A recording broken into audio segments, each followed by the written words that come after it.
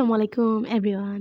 চলুন আপনাদের সঙ্গে আজকে একটা রেসিপি শেয়ার করি। সেটা হচ্ছে ডিমের রেসিপি। সো ডিমটাকে অফলাইনে সুন্দর করে সিদ্ধ করে দিয়েছি। তারপরে হচ্ছে এখন খোসা ছাড়িয়ে নিয়ে এক সাইডে রেখে দেব।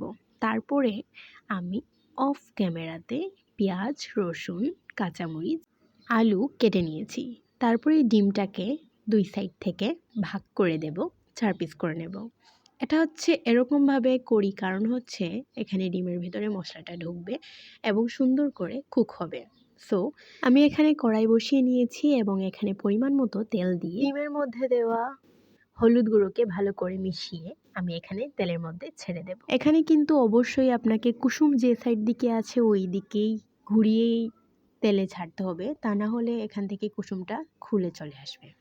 তারপরে আমি একটা বাটিতে সব মশলাগুলোকে মিক্স করে নেব। কারণ হচ্ছে আমি বাড়িতে দেখেছি আম্মু যখন রান্না করেন তখন সবসময় আলাদা একটা বাটিতে সুন্দর করে সবগুলো মশলাকে এক করে মিশিয়ে একটা মিক্সার বানিয়ে তারপরে সেটাকে ঢেলে দেন।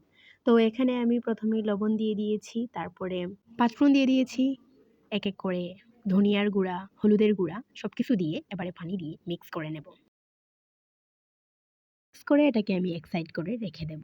অন্যদিকে দেখতে পাচ্ছি আমার ডিমগুলো ভাজা হয়ে গেছে, আমি উল্টে দিয়েছি অফ ক্যামেরায়। তারপরে হচ্ছে আমি এখানে যে তেল ছিল ওই তেলের মধ্যেই তেজপাতা, গরম মশলা যা আছে সেগুলা দিয়ে পেঁয়াজটাকে ভেজে নেব, সাথে রসুনও একসঙ্গে দিয়ে ভেজে নেব।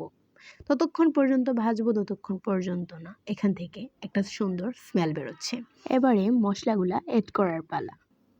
এইটা মশলা দিয়ে সুন্দর করে আরও কতক্ষণ মশলাকে কষিয়ে নিয়ে আমি এখানে আলুগুলা দিয়ে দেব।